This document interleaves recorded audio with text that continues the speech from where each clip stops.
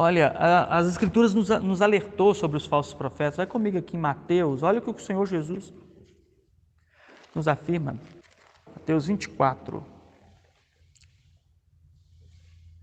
verso de número 24.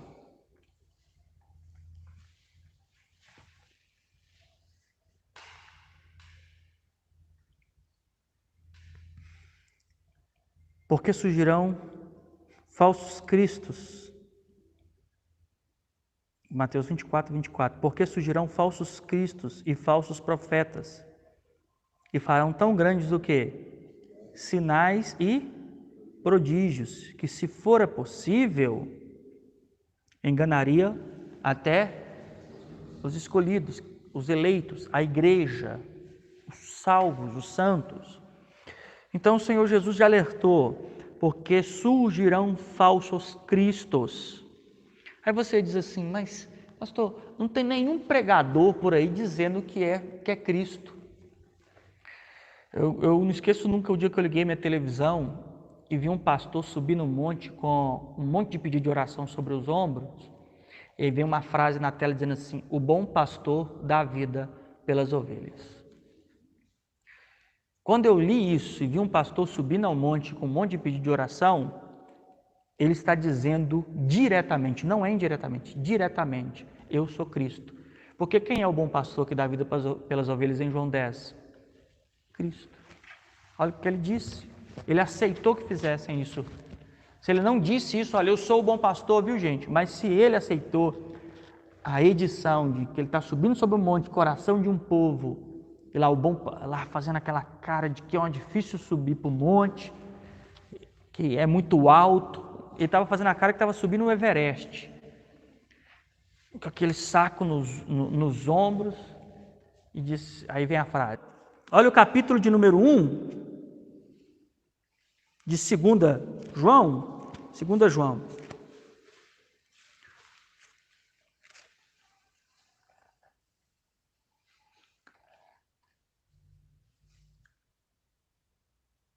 Verso número 7. Porque já muitos enganadores entraram aonde?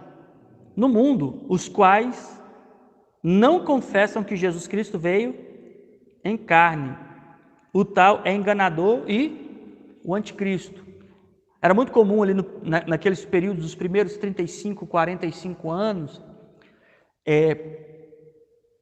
começar a surgir pessoas com a teologia de que a encarnação de Cristo não era real, e nem a sua morte. Paulo combate isso em Coríntios. João começa a combater aqui também, de que alguns dizem que Jesus não vem em carne e tal. Olha o verso número 10. Se alguém vier ter convosco e não trazer esta doutrina, não o recebais em casa, e nem tampouco saudeis. Isso parece ser acautelai-vos, porém, dos falsos profetas, que vêm até vocês, vestido como ovelhas, mas interiormente são lobos devoradores. Lobos devoradores. Então estou dizendo que, olha, quem disse esses dois textos, Mateus 24, 24, Mateus 7, 15? O Senhor Jesus, o verdadeiro e último profeta dispensacional, o Filho de Deus. A mulher samaritana diz assim, vejo que tu és o quê? Profeta. O grande e definitivo profeta dispensacional. As religiões e as seitas, elas são identificadas exatamente por causa disso. Tiveram os seus profetas e suas profecias. Nós podemos falar sobre o movimento dos Testemunhos de Jeová, com Charles Russell, se eu não me engano, que profetizou vindas de Cristo, né? Temos Ellen White, que também profetizou vindas de Cristo. Temos também os Mormons, com tanto o profeta Mormon como o Joseph Smith, que é o fundador da teologia Mormon, que também profetizou, recebeu profecias sobre qual era a religião verdadeira. Inúmeros outros profetas, Tabernáculo da Fé, com William Branham, e muitos outros que assumiram esta posição de ser o algaz, aquele que tem a palavra final, aquele cuja a revelação é única. E nós temos a revelação. Essas pessoas disseram que elas que são a grande lanterna de condução. Mas o Salmo diz que lâmpada para os meus pés é o quê? A tua palavra. Toda a igreja é luz do mundo, não é um profeta luz do mundo, porque esta igreja está iluminada pelo conhecimento da palavra. Olha lá em Jeremias, capítulo de número 14, o verso de número 14. Jeremias 14, 14 diz assim: E disse-me o Senhor, os profetas profetizam falsamente em meu nome. Nunca os enviei, nem lhes dei ordem, nem lhes falei visão falsa. Adivinhação e vaidade. E o engano do seu coração são o que eles vos profetizam. Estava sendo alertado para ele, olha, avisa para esse povo que eu não chamei esses profetas. Eles estão profetizando a vaidade de seus corações. Eles estão falando da vaidade de seus corações. O alerta era esse. Olha há quanto tempo, há milhares de anos, o Senhor já alertava que haviam profetas que falavam a vaidade de seus corações. Quando você vê um pregador, quando nós falamos da profecia, do dom de profetizar dado à igreja e que perpetua hoje, que é o dom de proclamar a palavra de Deus, nós vemos profetas em conferências falando de pura vaidade de seus sentidos, sobre riquezas, sobre como que as pessoas vão ser vencedoras, como elas vão triunfar na vida. E elas conseguem arrancar, através de sua retórica eloquente, de sua exegese hermenêutica tendenciosa, arrancar das pessoas o euforismo, até mesmo porque está indo de encontro ao desejo da massa. Ao desejo da massa. O capítulo 27 de Jeremias, o verso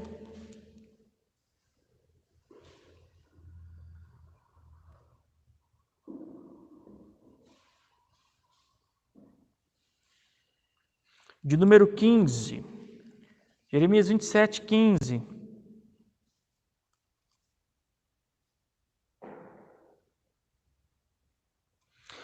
Porque não vos enviei, diz o Senhor, e profetizam que falsamente em meu nome, porque eu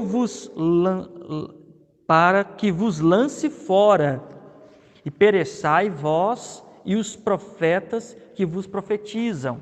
Aqui, dentro do contexto, Jeremias estava dizendo, olha, vamos continuar aqui em obediência à Babilônia, porque no momento certo Deus vai operar a nossa saída. Aí começou a ter profetas dizendo ao contrário daquilo que Deus havia orientado a Jeremias. Ele começa a dizer aqui, não segue eles estão profetizando falsamente. Por quê? Por que não era para seguir? Eles estavam profetizando contra a própria palavra que o Senhor havia dado.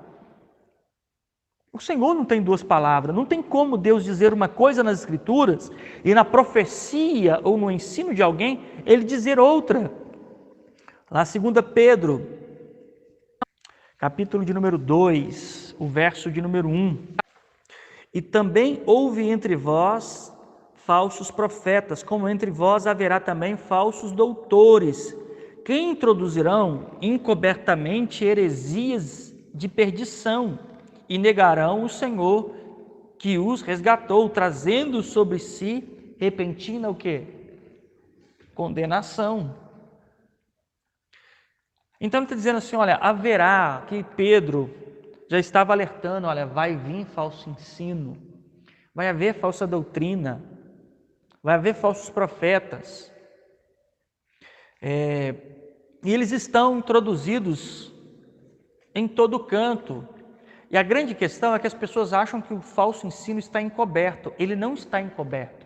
Ele está encoberto para aquele que ignora o conhecimento das Escrituras.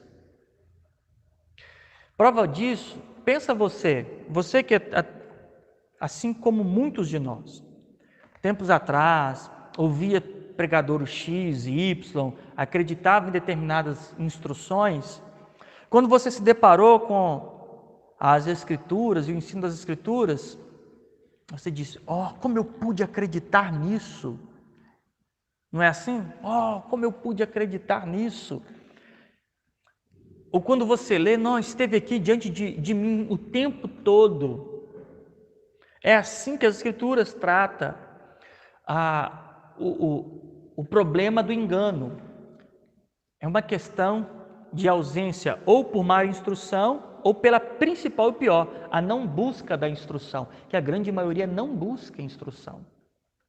Muitos crentes não buscam, a maior parte deles não buscam, sabe?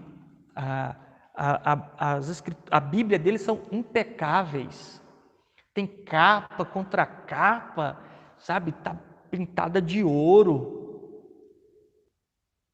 Não buscam. Aí talvez alguém podia falar assim, é por dificuldade de levar para cá. Não é, o pessoal tem no celular, tem 20 versões diferentes.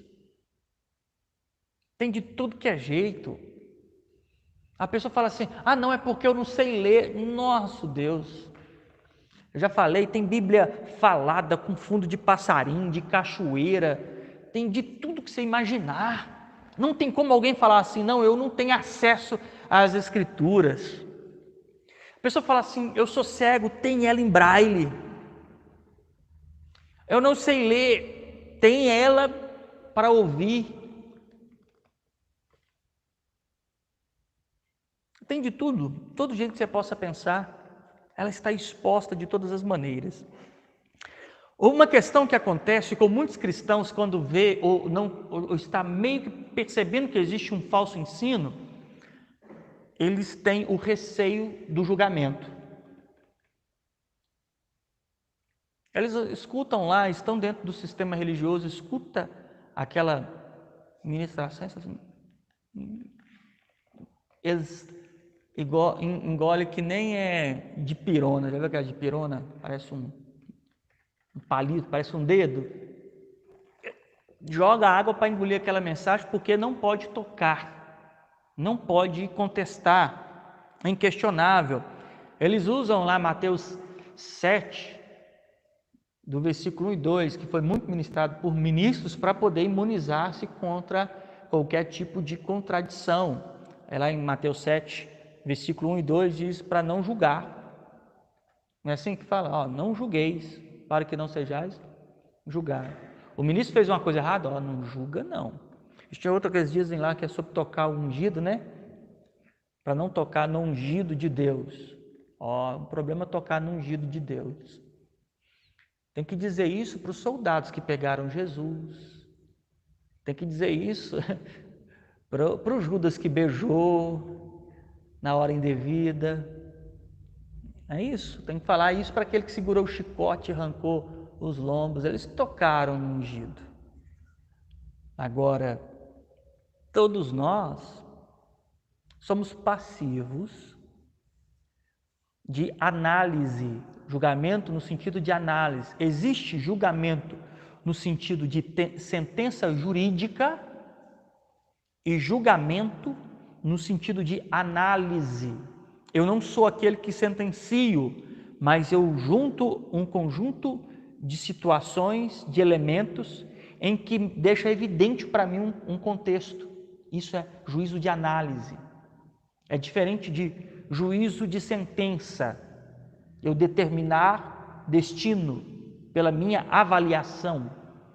Isso não me cabe. É o Senhor que separa o joio do trigo. Qualquer um que vir querer separar antes, o que ele diz? Opa, peraí. Deixa que eu vou fazer essa separação. Ali não está falando sobre o juízo de análise, mas o juízo de sentença. O juízo de sentença. Então as pessoas, não é dado à igreja o juízo de sentença, mas o juízo de análise. Então quando alguém diz assim, não pode julgar, lá de Mateus 7, está falando sobre o juízo de sentença. Agora, nós temos a obrigação, porque é nos dado a ordem de julgar, sobre o juízo de análise. Olha aqui, João capítulo de número 7, o verso de número 24. Não julgueis segundo a aparência, mas julgai segundo a reta justiça. João 7, 24. Não julgueis segundo a aparência, mas julgueis segundo a reta justiça. Não faça uma observação, aquilo que você acha, mas tenha uma fonte de padrão para juízo. Um juiz, quando vai julgar uma causa, ele tem uma fonte para análise da causa, é a Constituição. Ele não faz isso à reveria. Ele tem uma fonte pela qual ele analisa aquilo. Então ele diz, segundo a reta justiça. A reta justiça nós vamos chegar nela. Lucas também, capítulo de número 7. Olha como é que é natural a igreja fazer juízo de análise. O verso 43 diz assim, e Simeão respondendo disse, tenho para mim que é aquele a quem mais perdoou. Olha a resposta. E ele disse-lhe, julgastes bem. Você pegou uma informação, avaliou e chegou a uma conclusão. Julgamento é quando eu vou pegar uma informação, eu vou pegar dados, vou avaliar e chegar a uma conclusão. É papel da igreja ser conclusiva. 1 Coríntios, capítulo de número 10, é comum a igreja fazer isso. Olha o que o apóstolo Paulo vai dizer, verso de número 15, 1 Coríntios 10, 15. Falo como há entendido, julgai-vos vós mesmo o que eu digo. Analisem, cheguem a uma conclusão, sejam conclusos. Pegue os dados e concluam. Não ficam oscilando. Não sei. Não, chega a uma conclusão. Os dados servem para chegar à conclusão. A igreja precisa julgar. Ela tem papel de julgar. Julgar para a sentença? Não. Julgar para a análise. Para qual fim? Imunidade da igreja. Ela entende, ela viu os dados, viu as informações, definiu, julgou, avaliou, ela concluiu algo. E para que fim que isso serve? Para a sua imunidade, para que ela possa apartar dela aquilo que não é igreja, aquilo que não é de Deus, aquilo que não é informação. Para isso que serve. Olha o que nos leva a entender. Além da igreja ter a ordem de julgar, nós somos ordenados também, ou principalmente, a julgar o falso mestre e o falso ensino. Então entenda que o nosso juízo não é um juízo de análise. Então a gente vai pegar as informações e tem que julgar ela. Olha Mateus 7, verso de número 15. Diz assim, olha o que o Senhor Jesus diz, acautelai-vos, porém, dos falsos profetas, que vêm até vós vestidos como ovelhas, mas interiormente são lobos. Olha o que Jesus está dizendo. Ele está dizendo assim, parafraseando, ele está dizendo assim, olha, vocês tomem cuidado, eu fazendo uma tradução interpretativa, tomem cuidado dos falsos profetas, porque eles têm uma aparência domesticada, eles têm uma aparência bondosa, eles têm uma aparência sutil, uma aparência piedosa, mas o problema não é no que eles conseguem transmitir externamente, Na verdade, o contexto que o Senhor Jesus está dizendo é daquilo que aquelas pessoas não podem ver, que é o quê? O seu interior. Ninguém pode ver o interior de ninguém. Ele está dizendo, esses falsos profetas vêm com uma estrutura, e como nós lemos em Mateus 24, eles vão usar uma ferramenta que vai dar para eles muita credibilidade. Olha aqui, Mateus 24. Mateus 24. Uma ferramenta de muita credibilidade para eles. Porque surgirão falsos cristos e falsos profetas, e farão o quê? Tão grande? Sinais, e o que mais? Prodígios. Quer um mecanismo de maior credibilidade do que isso? Sair numa reunião em que dezenas de endemoniados, tudo com a mão para trás e obedece qualquer ordem que lhe der. A grande população é suscetível a isso por causa da própria sujeição. São sujeitos a isso. Nós temos inúmeras ferramentas de indução. A hipnose é uma, tem gente que acha que hipnose é mágica, é feitiçaria, né? É uma ciência de técnica, de manipulação de consciência. Você entra em hipnose às vezes o dia inteiro, você nem percebe, você está dirigindo, quando você entra naquele mecanismo de automação, em que você nem pensa quantas vezes você passou marcha, que hora que você passou marcha, de que jeito você passou marcha. A mente já está mecanizada, ou quanto você está entretido com alguma coisa, sabe, às vezes assistindo TV, fazendo qualquer coisa que passou horas e você não viu. A mente ela é sujeita, suscetível a esse tipo de condição.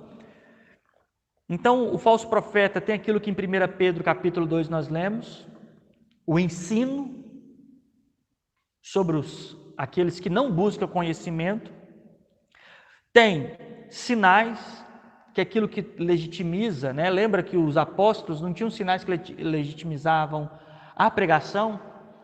Assim como Moisés fez sinais diante de Faraó, os magos fizeram também.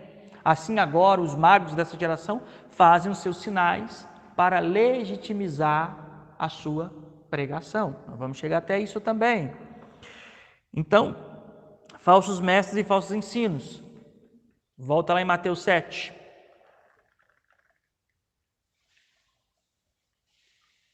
O verso número 15.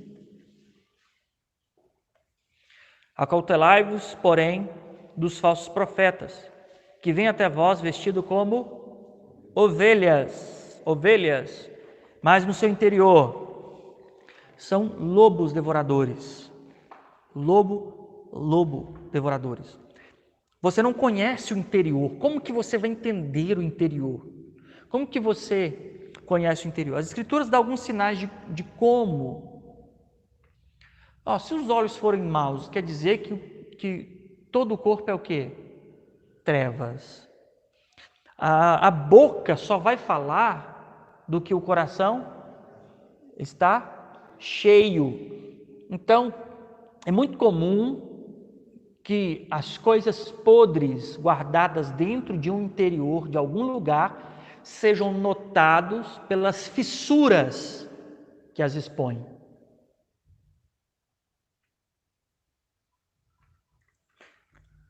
Então é assim que funciona. Então nós somos ordenados a avaliar os falsos profetas. É papel da igreja. A igreja tem que estar atenta ao que é falso. Ela tem que acender as anteninhas de vinil dela quando vê que alguma coisa errada está acontecendo. Que algum ensino, a igreja, quando eu falo igreja, não é a instituição denominacional, a igreja, o corpo, o organismo de Cristo na terra. Ela não comunga, ela não aceita, ela não participa, ela não tolera Não tolera. Esta é a palavra que o Senhor trouxe a uma das igrejas. Olha, o que eu tenho a favor de você é que você não tolera o falso ensino. Então esse é o papel da igreja. Então como que a igreja vai fazer esse juízo? Como que a igreja, qual é o mecanismo que ela vai fazer? Como é que a gente descobre o que é falso? Quando a gente tem por parâmetro o verdadeiro. Você não pode avaliar algo que é falso sem saber o que é verdadeiro. Você vai numa padaria, normalmente tem lá pendurado um papel explicando como é que é uma nota verdadeira. Para que a atendente lá possa avaliar quando ela receber uma nota, para dizer que aquela nota é falsa ou verdadeira. Ela teve uma avaliação, um mecanismo de avaliação. Então, como julgar? De que forma? Qual que é o mecanismo? Primeiro nós vamos olhar aqui, ó. Isaías capítulo de número 8. Verso de número 20. Diz assim: a lei e ao testemunho, se eles não falarem segundo o que? Esta palavra, nunca verão a luz, ou amanhã, ou em algumas traduções, a alva. Então diz que se eles não falarem segundo o que? Esta palavra. O que é as Escrituras para a igreja? As Escrituras é o laboratório que coloca em teste todo e qualquer ensino. É pela palavra. Oséias diz: o povo foi destruído porque lhe faltou o conhecimento. Faltou conhecimento. Olha aqui, ó, 2 Timóteo 3,15. E que desde a tua meninice sabestes o quê? As sagradas letras, que podem te fazer sábio para a salvação, pela fé que há em Jesus Cristo. Aqueles que não sabem isso está no verso 13. Mas os homens maus, enganadores irão de mal a pior. Enganando e o que mais? Sendo enganado. O verso de número 5. Olha o que esses homens maus, tendo aparência de quê? Piedade, mas negam a eficácia dela. Eles têm uma aparência de vida dedicada, piedosa, mas eles desacreditam que uma vida de piedade realmente é eficaz. Uma vida de devoção a Deus realmente é eficaz. Aí já deixa aqui, está dizendo que destes tem uma ordem para fazer aqui. O que é? Afasta-te. Afasta-te. Tem muita gente que sabe que os seus ministros ensinam mentiras, não ensinam verdade ou meias verdades. Eu já disse para vocês aqui, meias verdades é o quê? Uma mentira completa. Alguém pode dizer assim: não, mas volta e meia sai alguma verdade. Essa é sempre a tendência da traída apaixonada. A traída apaixonada é uma maravilha. Não é? O marido vai, é boêmio, sai e tal, não sei o quê. Ela fala: eu vou largar ele, fica três semanas fora de casa e vira para a mãe e fala assim: mas ele é tão bom para mim, tem hora que ele é tão bom. Aí ela volta, aí ela fica flertando com aquilo. É porque tem uma paixão religiosa e quer justificar ela com esses percentuais. Não, fala 50% de coisa errada, mas também fala 50% de coisa certa. Então, se eu pegar um copo d'água mineral e colocar metade água de esgoto, nós temos metade de água boa. Se esta é a regra, é ou não é? Eu posso pegar um assassino e pôr para conviver com você, porque um dia ele deu cesta básica para alguém, então ele é metade ruim, mas também é metade bom. Se é um princípio de percentual, e que é um princípio da mulher, da mulher traída. Aí ele me bate, ele me trai, mas ele cuida tão bem dos meus filhos. Ele cuida tão bem da casa. Uma coisa compensa a outra. Vocês acham que compensa? Não compensa. Uma coisa não compensa a outra. Então tem aparência de piedade, mas negam ela. Então é muito comum as pessoas fazerem isso, de percentual. E aí o Senhor Jesus quebra a ideia do percentual já em Mateus 7. Aqui, ó. Mateus capítulo de número 7.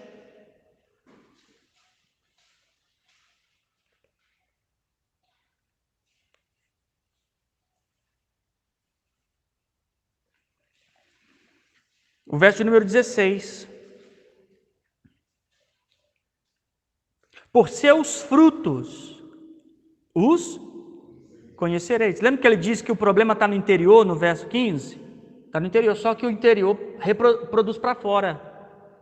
Pelos seus frutos os conhecereis. Porventura, colhe-se uva de espinhos e figueiros e figos de abrolhos? Assim toda árvore boa produz o quê? Bons frutos. E toda árvore má? Maus frutos. Não tem como essa árvore dar 50% de manga e metade dela dá mamona amarga. E você vai ficar pegando, essa regra percentualista que muitos crentes fazem por amar a denominação, sabendo que está ensinando errado, basicamente eles estão dizendo que existe uma árvore, metade dela dá uma manga docinha e outra parte dela dá uma mamona azeda. Aí o que eles estão fazendo? Eles pegam a manga, dá uma mordida, doce, pega a mamona, aí dá umas 20 lambidas na manga para tirar o azedo da mamona. Não existe isso. Você pode ter lá uma fonte de água mineral. Se você enterrar um cadáver na fonte, ela continua sendo água mineral? Continua, ela não deixou. Ela está vindo da terra. Só que agora, ela passava pelos cascalhos, os minerais, e agora tem uma outra estrutura que ela passa. Ela é uma água mineral contaminada. Alguém pode falar assim, não, mas ela é 50% boa. Mas dá para tirar coisa boa dessa água? Então, continuando. O padrão é as Escrituras. O padrão é as Escrituras. Aqui, ó. 1 Timóteo. 1 Timóteo, capítulo de número 6.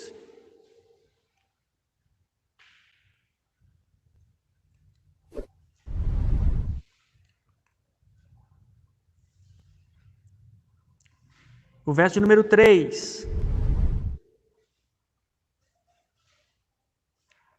E se alguém ensina alguma outra o quê?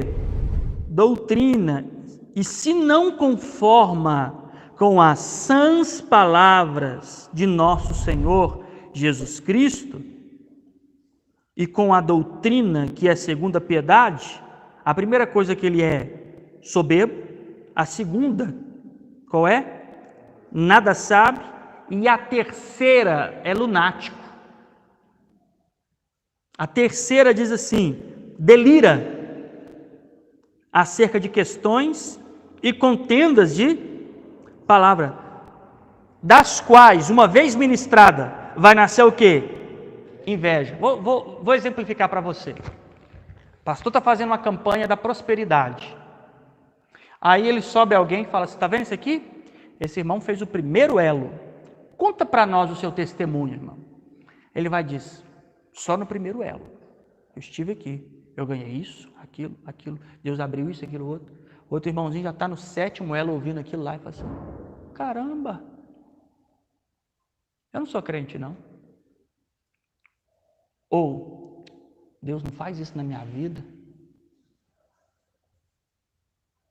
Ou, eu queria ter a vida desse irmão.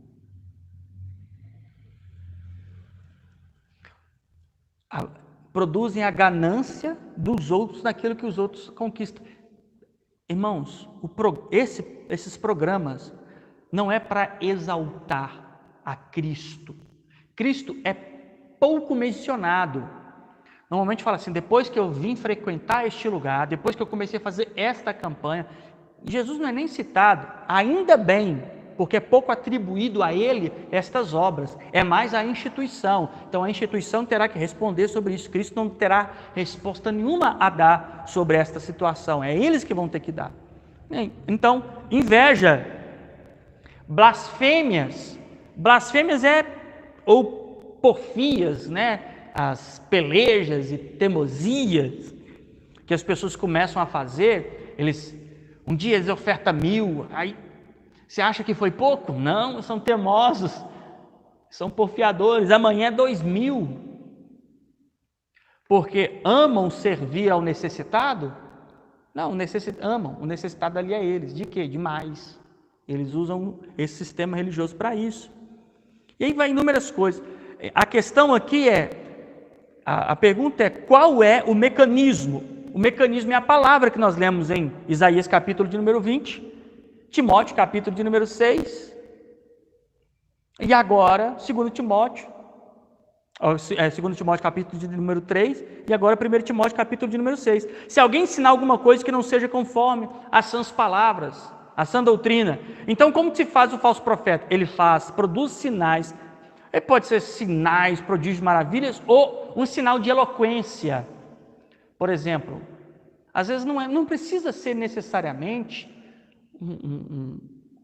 um sinal de grande prodígio. Pode ser uma coisa como um grande movimento. Não é assim que funciona? Grandes cantores, grandes pregadores, grandes encontros, grandes conferências. Alguém vai dizer assim, não é possível que a mão de Deus não está aqui, ué. Como não? Olha que grande sinal, que grande coisa. Então, capítulo 6, olha o verso de número 5. Contendas de homens o quê? Corruptos de entendimento, privados do quê? Da verdade. Cuidando que a piedade seja causa de ganho. Olha a recomendação de novo. Aparta dos tais. Aparta dos tais. Eles estão dizendo, esses homens são corruptos de entendimento e privados do quê? Da verdade. Tem gente que acha que foi retirado deles só o entendimento da verdade, é algo muito além do que isso. Foi privado eles, o agente da verdade. O Senhor Jesus diz em João que Ele é o caminho e o que mais? A verdade. Privados da verdade não é de uma análise teológica, é privados da pessoa que revela a verdade. Obrigado. Privados da pessoa que revela a verdade. Seria impossível obedecer a essa ordem de análise, de olhar estas coisas, como analisar e identificar o falso profeta, sem julgamento. Julgamento de análise é um papel da igreja. Tanto é que em Coríntios, quando a profecia acontecia, diz assim, seja feita por 1, 2 ou 3, e outro tem que fazer o quê? Julgar. Julgar. Julgue você as coisas que eu estou dizendo, se é conforme as Escrituras. É um papel da igreja julgar. Enquanto eu prego, é necessário que a igreja julgue isso. Os irmãos que estão lendo, olha, peraí, mas deixa eu ver, é isso mesmo? Está parecendo... Isso é papel. A instituição religiosa, o pregador vai lá, faz a homilia, faz a pregação, levanta a sua tese teológica, mas não há refutação sequer na consciência de quem está ouvindo. E o mecanismo religioso é muito bom para fazer isso. Então nós temos que testar, provar. Quando nós começamos a estudar os dons espirituais, nós passamos a analisar o que é verdadeiro, no sentido do que está escrito, para entender o que não é verdadeiro. Nós temos que provar. 1 João, vai comigo em 1 João, capítulo de número 4, o verso de número 1. Amados, não creiais em todo o espírito, ou todo espírito, mas provai se os espíritos são de quem? De Deus. Porque já muitos falsos profetas se têm levantado no quê? No mundo. Provai.